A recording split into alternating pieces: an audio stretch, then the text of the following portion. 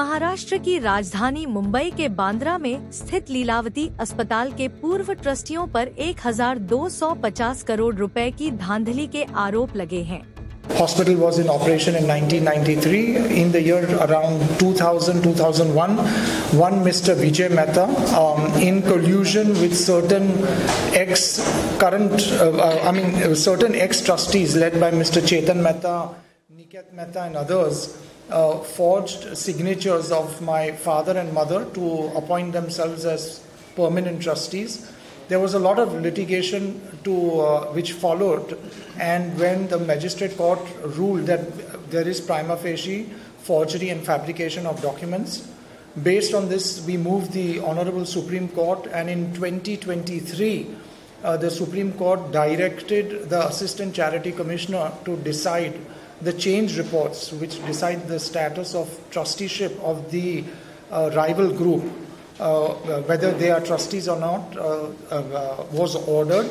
After a lengthy trial, their change reports came to be rejected and they were no longer declared as trustees. So the entire tenure which they served was illegal and unlawful, which was declared by the Assistant Charity Commissioner. This was challenged right up to the Supreme Court, where they failed to procure any interim orders. And as of today, there is no court which has declared their trusteeship to be in their favor. When we took charge, when the current board of trustees came into management and we took charge in the year December 2023, that is when we learned that huge monies have been siphoned off by the earlier erstwhile board of trustees, and which has been to the tune of more than 2,000 crores. There were forensic audits which were conducted by the current board of trustees, and what has come to light is shocking, that through bogus bills, fictitious purchases, donations which have been bogus, a lot of monies have been siphoned off, and most of these ex-trustees are NRIs, which are Dubai residents and residents of Belgium, and they have transferred these monies and bought huge assets in their favor. Currently, there are more than 3 FIRs which have been filed, and the Mumbai police is on the lookout for all these ex-trustees, but they have already eloped and they are residing in either Dubai or Belgium. This has obviously, this by far is one of the biggest medical scams in history. I would now pass on the mic also to Mr. Parambir to throw light on this. Friends, as Mr. Prashant Mehta just briefed you, while the trust was in control of the illegally appointed trustees for a period of nearly 20 years, huge amounts of money were siphoned off by doing various irregularities and illegalities. And when these came to light during the forensic audit, thereafter we have registered a series of FIR against the former trustees. The first FIR was registered at Bandra Police Station, which was again under the sections of forgery, cheating, misappropriation. That was, I think, to the tune of about 12 crores of amount in approximation of 12 crores. Thereafter, we lodged further complaints with the Bandra Police Station for siphoning of funds to the tune of 44 crores in guise of legal fees. These amounts were siphoned off and they were shown as legal fees paid to the advocates. When police failed to register the FIR, we approached the Court of Honorable JMFC, 12th Court at Bandra Courts, and the Honorable JMFC directed the police to register an FIR under the sections of forgery, cheating and misappropriation, and the amount involved was 44 crores. Further, in the forensic audit, it came to notice that more than 1,250 crores was siphoned off for the purpose of purchases for the hospital, and these purchases were not done through the regular channel of the hospital. There is a purchase department in the hospital an alternative domain was created, and all these operations were kept off the book, whether the goods were actually received in the hospital or not, who supervised, where the payments made. These were all fictitious payments and all done through a fictitious entity called Ecnamed. On the basis of forensic audit, we lodged a complaint for cheating, forgery and siphoning of funds up to the tune of 1250 crores with the Bandra police station. When Bandra police station failed to register an FIR, following the due process, we moved the court of the Honorable JMFC 12th Court, and recently we received an order from the Honorable JMFC directing the police to register an FIR. On basis of that, FIR has been registered a couple of days ago, and the accused name are the 7 of the former trustees and various other entities which were created for the purpose of this modus operandi. So this is the most shocking thing which has come out very recently in the further forensic audit, and that we have recently written Mr. Prashant Mehta, permanent trustee, on the basis of these FIRs, has written to the Enforcement Directorate that these offences which have taken place, financial irregularities, cheating, forgeries, they all amount to predicate offences as defined under the PMLA, Prevention of Money Laundering Act, and we have requested the Enforcement Directorate to take cognizance and investigate these cases as per the provisions of the Prevention of Money Laundering Act, since these are proceeds of the crimes which are already registered at Bandra police station. One of the offences of 44 crores is already transferred from Bandra police station to EOW and is under investigation by EOW. The main offence about which we wanted to share information with you is in respect of these 1250 crores which has recently been registered. In addition to this, another very, very shocking incident which came to our notice was some months ago.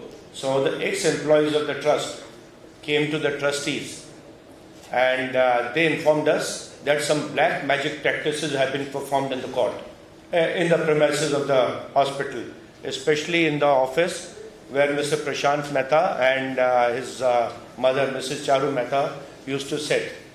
So on the basis of that information, in the presence of some witnesses, following the due process, the flooring of the room was dug up and 8 urns, kalash, containing human remains, rice and other articles which are used for black magic were found in that room, and this amounts to an offence under Black Magic and Evil Practices Act, which is an act of the state.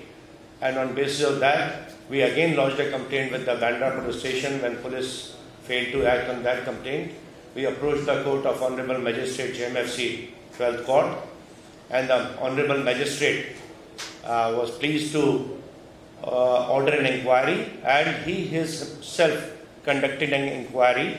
Already verification of the complaint has been done, and further inquiry. The matter was so serious, the magistrate himself has started inquiry in the case, and there is plenty of evidence available.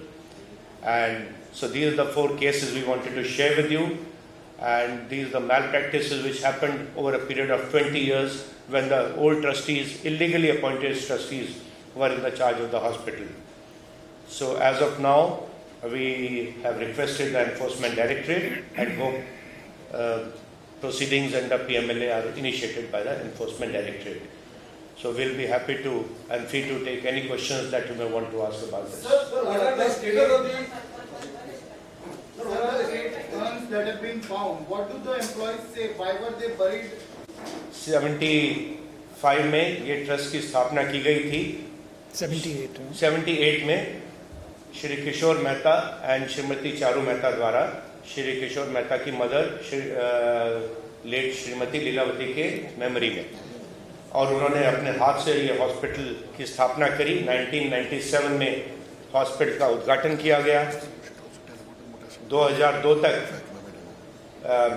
Shri Kishore Mehta, Shrimati Charu Mehta and Shri किशोर मेहता की sister की रेखा शेख, वो इस hospital के permanent trustees थे।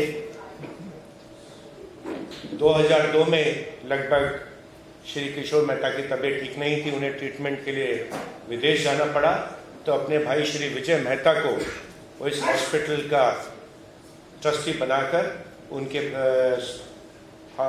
काम सुपुर्द करके विदेश चले गए ट्रीटमेंट के लिए अपने परिवार के साथ। उनके पीछे से रिकॉर्ड्स को फोर्ज करके श्री किशोर मेहता के, श्रीमती चारू मेहता के सिग्नेचर्स फोर्ज करके उन्होंने अपने भाइयों को और अपने भतीजों को, अपने बच्चों को ट्रस्ट में खुद भी परमानेंट ट्रस्टी बन गए, उनको भी ट्रस्ट पे ले लिया।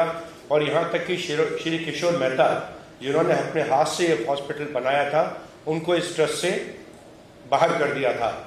लंबी लड़ाई के बाद श्री किशोर मेहता 2016 में वापस परमानेंट ट्रस्टी बन सके और लगभग 20 साल की लड़ाई के बाद नवंबर 2023 में असिस्टेंट चैरिटी कमिश्नर के ऑर्डर से, जिसने पिछली सारी रिपोर्ट्स जिनके बेसिस पे वो लोग ट्रस्टी बने थे उनको रिजेक्ट करते हुए ओरिजिनल ट्रस्टीज को इसका चार्ज दिया।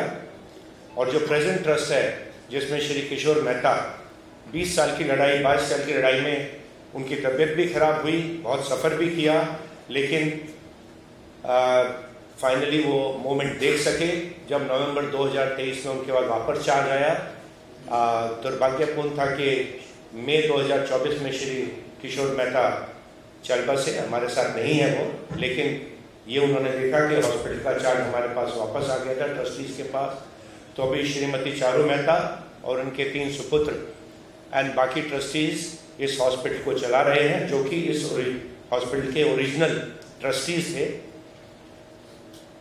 जब प्रेजेंट ट्रस्टीज ने चार्ज संभाला तो ऐसी जानकारी, ऐसी इंफॉर्मेशन, ऐसी एविडेंस इनके सामने आई कि उस 20 साल के कार्यकाल में बहुत बड़े स्केल पर हजारों करोड़ का मिस अप्रोप्रिएशन घोटाला इस हॉस्पिटल में हुआ।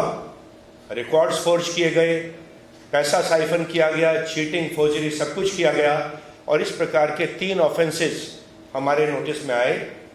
पहला ऑफेंसेस एक 12-12.5 करोड़ का था, जहां किसी बिल्डर के नाम से कुछ पैसा साइफन ऑफ करके हॉस्पिटल से बाहर ले जाया गया। वो offence already Bandra police station में दाखिल हुआ, 2024 में अंडर इन्वेस्टिगेशन है। दूसरा बड़ा जो इलीगैलिटी, इरेगुलरिटी हमारे सामने आई, वो एक 44 करोड़ का मामला था, जहां के लीगल फीस बताकर पैसा साइफन ऑफ किया गया हॉस्पिटल से। उस मामले में भी हमने बांद्रा पुलिस स्टेशन में कंप्लेंट दाखिल की थी, लेकिन जब रीजनेबल पीरियड में पुलिस ने गुना दाखिल नहीं किया तो हम ऑनरेबल कोर्ट को अप्रोच किए and honourable JMFC court 12 number court ने उसमें पुलिस को आदेश दिया कि ऐसा गुना दाखिल किया जाए। ये 2024 में 44 करोड़ के मिस अप्रोप्रिएशन, फोर्जरी, चीटिंग का मामला बांद्रा पुलिस स्टेशन में दाखिल किया गया। और ये सब्सिक्वेंटली, क्योंकि अमाउंट बड़ा था एंड कॉम्प्लिकेटेड मैटर था, इसलिए ये EOW को ट्रांसफर कर दिया गया। लेकिन जो सबसे बड़ा शॉकर था हमारे सामने आया, वो था एक 1250 करोड़ का स्कैम, जहां पे कि हॉस्पिटल की जो प्रोक्योरमेंट, सप्लाईज का जो प्रोसीजर था, उसके लिए एक अलग डिपार्टमेंट था। उस डिपार्टमेंट और उस प्रोसीजर को साइड में रखते हुए एक एंटिटी क्रिएट की गई, आउटसाइड एंटिटी, एक्नामेड के नाम से, और सारे ट्रस्टीज उसमें इन्वॉल्व थे। और ये ऑल्टरनेटिव जो एंटिटी क्रिएट करके की गई, उसके द्वारा करीब 1250 करोड़ की परचेज एंड प्रोक्योरमेंट बताई गई। वास्तव में ये परचेज प्रोक्योरमेंट हुई नहीं हुई, इसका कोई रिकॉर्ड नहीं है। और ऐसा स्पष्ट है कि ये एक प्रकार का साइफनिंग फंड्स का बहुत बड़े स्केल पर था। और ये पूरा जो तीनों अब तक मैंने आपको गुने बताए हैं, ये एक हमने जब प्रेजेंट ट्रस्टीज ने चार्ज लिया, इरेगुलरिटीज उनके सामने आई, तो उन्होंने फॉरेंसिक ऑडिट, एक बहुत ही प्रेस्टिजियस फॉरेंसिक ऑडिटर फर्म को अपॉइंट किया। फॉरेंसिक ऑडिट में सब इरेगुलरिटीज सामने आई हैं और उसके बेसिस पे हमने बांद्रा पुलिस स्टेशन को कंप्लेंट किया था कि 1250 करोड़ का जो एक ये स्कैम है, साइफनिंग है, चीटिंग, फोर्जरी है, इस पर गुना दाखिल किया जाए। जब पुलिस ने इस पे एक्ट नहीं किया तो अगेन हम पहले जो IPC में सेक्शन 156(3) होता था और अब BNSS में सेक्शन 175(3) में हम ऑनरेबल कोर्ट को अप्रोच हुए एंड ऑनरेबल कोर्ट ने ऐसा आदेश दिया बांद्रा पुलिस स्टेशन को इसमें तुरंत गुना दाखिल किया जाए, और 2 दिन पहले ही ऐसा गुना 1250 करोड़ की साइफनिंग का गुना 7 पुराने ट्रस्टीज और जो उसके अलावा बहुत सी एंटिटीज हैं जो कि क्रिएट की गई थी, इसको एक वेब ऑफ कंपनीज बनाया गया था पूरा इस साइफनिंग के लिए, उन सबके विरुद्ध गुना दाखिल करके इन्वेस्टिगेशन बांद्रा पुलिस ने शुरू कर दिया है।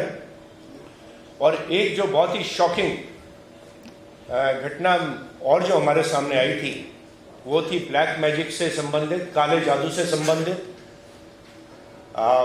जब चार्ज प्रेजेंट ट्रस्टीज ने लिया तो कुछ एम्प्लॉयज थे, उन्होंने आके बताया कि जिस रूम में आप बैठते हैं, प्रशांत भाई बैठते हैं या मिसेस चारू मेहता बैठती हैं, इस रूम में कुछ ब्लैक मैजिक करके आर्टिकल्स कुछ फ्लोर के नीचे दबाए गए हैं।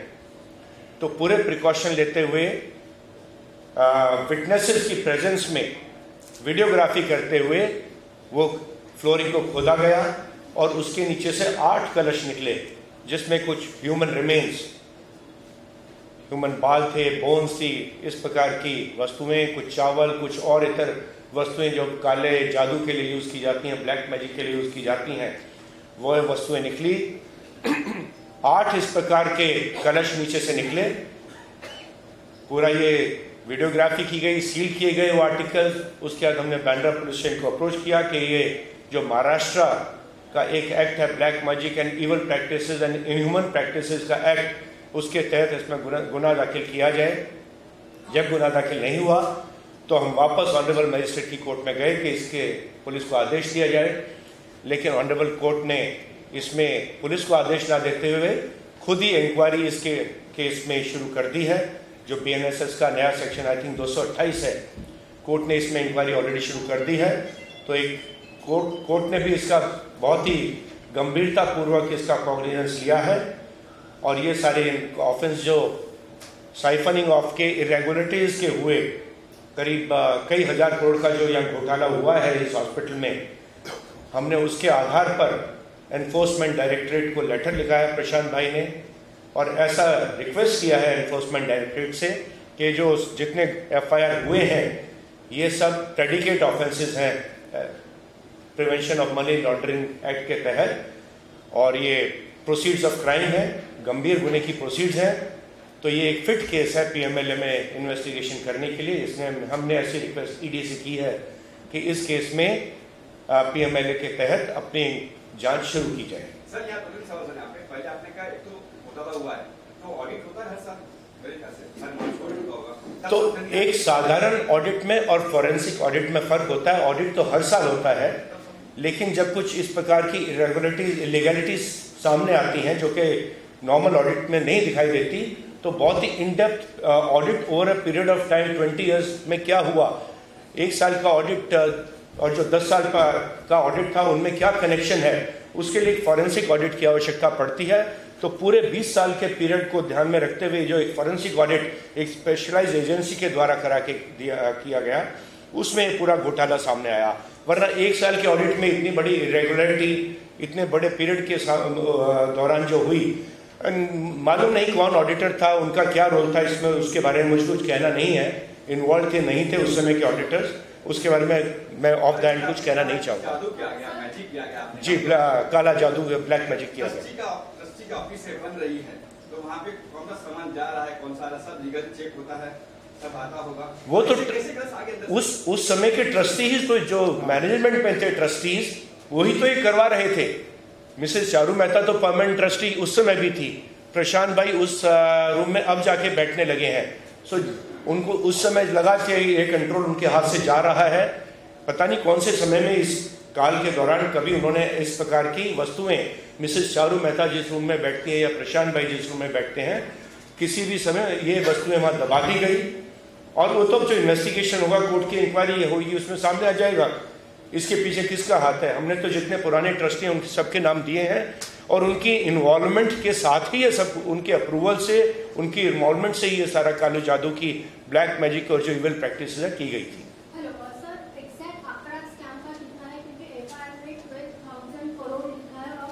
1247 करोड़ और कुछ लाख इस प्रकार का उसमें आंकड़ा है।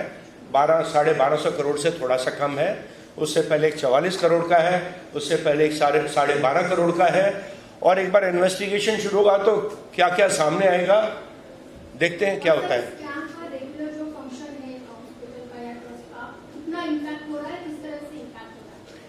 फिर से बताइए। जो ये स्कैम है, इसका इम्पैक्ट जो रेगुलर ट्रस्टी का जो फंक्शन चल रहा है, इसके ऊपर किस तरह का इम्पैक्ट हो रहा है? नहीं, जो ट्रस्टीज थे, ट्रस्टीज तो छोड़ के भाग गए हैं। जिनके ऊपर गुने दाखिल हुए वो तो यहाँ से हिंदुस्तान से फरार हो गए हैं सर।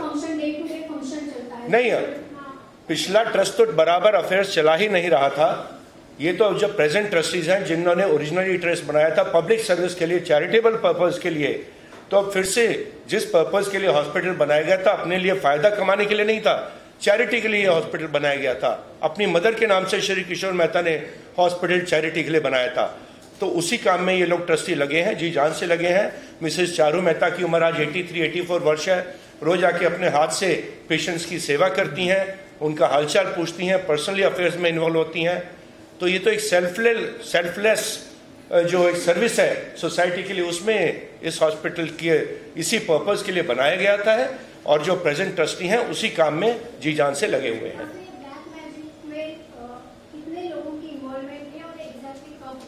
हमने जो पिछले 60 ट्रस्टी थे, या कितने नंबर था मैं अभी आपको चेक करके बता दूंगा कितने लोगों का इन्वॉल्वमेंट था। 7 है। 7, ये मेरे पास कंप्लेंट है। 7 लोगों के नाम से, और इसके अलावा इनके जो साथी थे नोन एंड अननोन अक्यूज, उनके खिलाफ हमने ये कंप्लेंट ऑनरेबल मजिस्ट्रेट के सामने की है। 7 नोन एंड अदर्स, और ये ऑनरेबल मजिस्ट्रेट ने इसमें खुद इंक्वायरी शुरू कर दी है। जी सर, लेकिन बांद्रा पुलिस स्टेशन ने इसका एक्शन क्यों नहीं लिया? आप उसको भी अप्रोच कर चुके, आपने एविडेंस भी दे चुके। नहीं, हम पुलिस से तो हम नहीं पूछ सकते कि क्यों नहीं किया, बट कोर्ट में उन्होंने जो अपना जवाब फाइल किया था उसके आधार पर कोर्ट का जो हमारी कंप्लेंट के बारे में समाधान हुआ, हमारा आरोप कोई बांद्रा पुलिस स्टेशन पे नहीं है, लेकिन कोर्ट का जब समाधान हमारी कंप्लेंट पे हुआ उसके बाद कोर्ट ने इसमें एफआईआर करने का आदेश बांद्रा पुलिस स्टेशन को दे दिया है। बट हम स्ट्रांगली अर्ज करते हैं बांद्रा पुलिस स्टेशन को और एनफोर्समेंट डायरेक्टरेट को to take action and try to see कि कुछ हो सकता है and to bring the accused back. Sir, मेरा प्रश्न है, आपने बोला कि 20 साल में एक चेंज किया, ऑडिट बराबर नहीं हुआ, तब चारों बेल भी हुआ, तभी परमानेंट तो ट्रस्टी थी, तभी उनका तो मैडम तो यहाँ माइनॉरिटी में थी, और श्री किशोर मेहता की तबीयत भी ठीक नहीं रहती थी, उनको तो ट्रस्ट से बाहर ही कर दिया गया था। मेजॉरिटी में ट्रस्टीज थे, तो वो सारे कंट्रोल हॉस्पिटलों करके इस प्रकार के कब्जा पूरा स्कैम कर रहे थे। पूरा कब्जा उनके पास ही था। श्रीमती चारू मेहता के पास कोई पावर नहीं रह गई थी। जब ज्ञान था उस टाइम पे अनिकेत मेहता की ऐसा कुछ ना, निकेत मेहता, उनका कुछ मारामारी भी हुआ कि बांद्रा पुलिस स्टेशन में कंप्लेंट भी हुई। बहुत सी घटनाएं हुई हैं, कंप्लेंट हमने कर रखी है। वो तो अब छोटा रह गया मामला, वो मामला तो बहुत छोटा रह गया। अब तो उससे बहुत बड़ी बड़ी घटनाएं और क्या क्या दुर्घटनाएं कह सकते हैं हो चुकी हैं, क्या षड्यंत्र हो चुके हैं, ब्लैक मैजिक तक कर उतर आए हैं, ह्यूमन रिमेन्स फ्लोर के नीचे दबाए गए हैं। तो ये सारी मैल प्रैक्टिसेस, इरेगुलरिटीज जो सामने आई हैं, हम अथॉरिटीज के सामने हैं, कोर्ट के सामने हैं, एंड हम तो यही मांगते हैं कि फेयर एंड एक इम्पार्शियल इन्वेस्टिगेशन हो, और उसके आधार पर जो ये अक्यूज्ड पैसा इंडिया से साइफन ऑफ करके भाग गए हैं, उनको they should be brought to the book and to face the legal, to face law.